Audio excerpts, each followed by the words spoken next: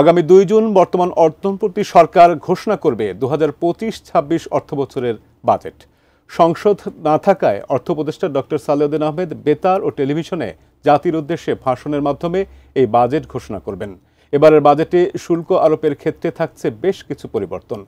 খেলনা, চকলেট থেকে গৃহ নির্মাণ সামগ্রী আসন্ন বাজেটে বিভিন্ন খাতে শুল্ক ও করের নানা দিক নিয়ে জানাচ্ছেন ইমতিয়াজ আলম। আগামী ২০২৫-২৬ অর্থবছরের বাজেটে ব্যাপক শুল্ক ও কর সংস্কারের উদ্যোগ নিচ্ছে অন্তর্বর্তীকালীন সরকার।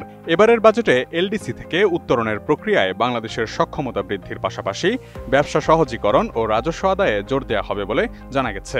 এরই মধ্যে অর্থ উপদেষ্টার কাছে শুল্ক সংক্রান্ত পরিবর্তনগুলো অনুমোদনের জন্য সারসংক্ষেপ আকারে পাঠিয়েছে জাতীয় রাজস্ব বোর্ড এনবিআর।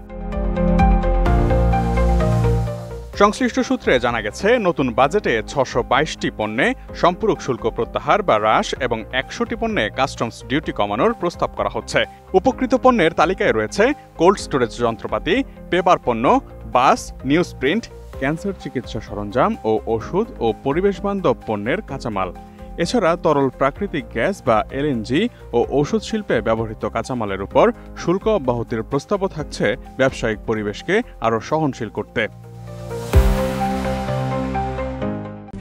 RICL TMX, যুগের পর যুগ স্থাপনা থাকে মজবুত। যুক্তরাষ্ট্রের পাল্টা শুল্ক মোকাবিলার উদ্যোগ হিসেবে টেক্সটাইল খাতের কাঁচামাল, শিল্প যন্ত্রপাতি এবং সামরিক সরঞ্জাম সহ ১০০টি পণ্যে শূন্য শুল্কের প্রস্তাব আনছে অন্তর্বর্তীকালীন সরকার।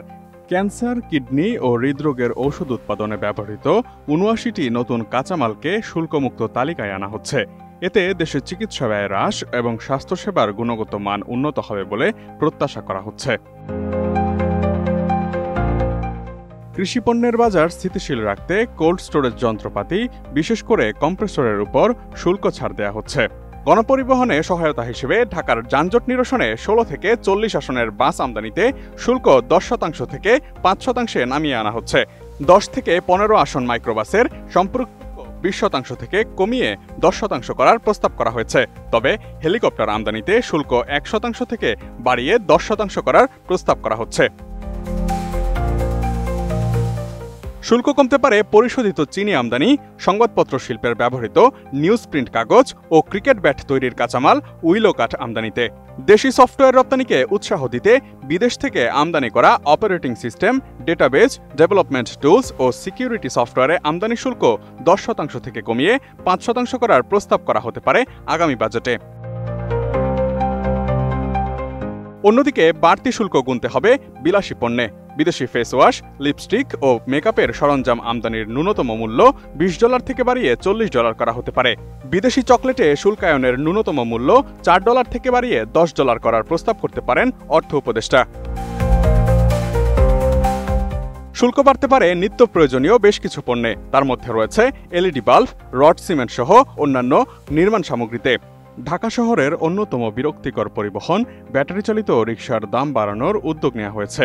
এই রিকশার ১২০০ ওয়াটের ডিসি মোটরের কাস্টমস শুল্ক ১% থেকে বাড়িয়ে ১৫% করার প্রস্তাব করা হচ্ছে। Imtiaz Alam, desk report, ATN news.